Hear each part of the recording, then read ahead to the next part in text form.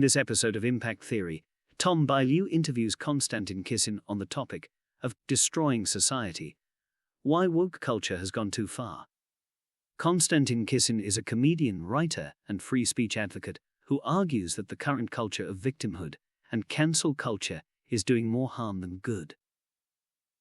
Kisin begins by explaining that the incentivization of victimhood is a result of prosperity and social media amplifying ideas that sound good but don't work. As a result, people are looking for things to overcome, which is leading to the amplification of ineffective ideas. Moreover, Kisin argues that the collapse of society is due to a lack of radical change, and the default level of comfort in society leads to a lack of motivation to move forward. He stresses that the teaching of hate towards one's own country is not a good recipe for success.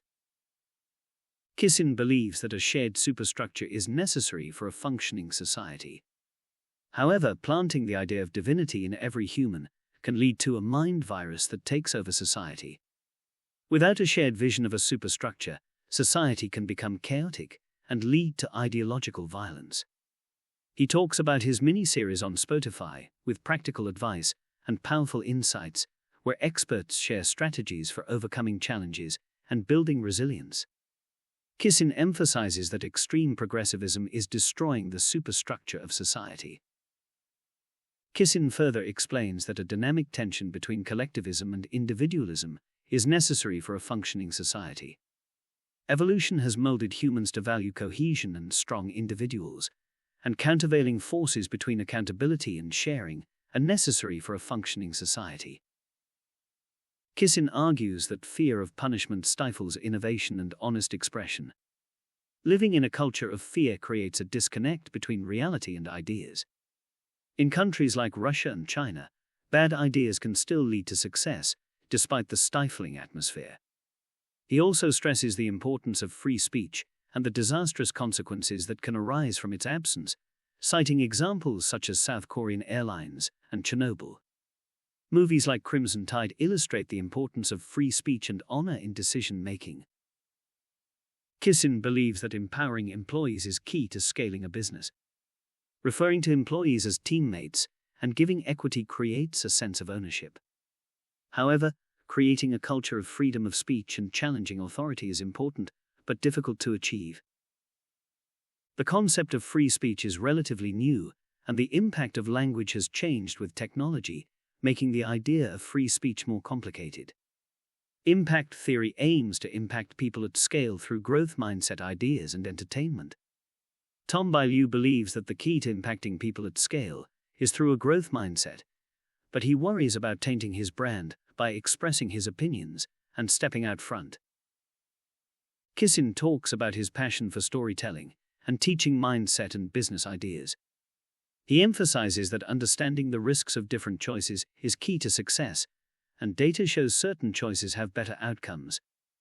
Society needs a new positive vision for family and children, and unpicking of traditional threads of religion, family, and children has led to a need for a new vision.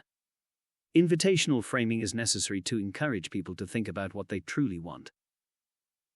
In relationships, Kisin stresses that understanding trade-offs in life and prioritizing meaningful work, personal growth, and self-awareness are essential. He highlights that men need sex to feel loved, while women need to feel loved to have sex.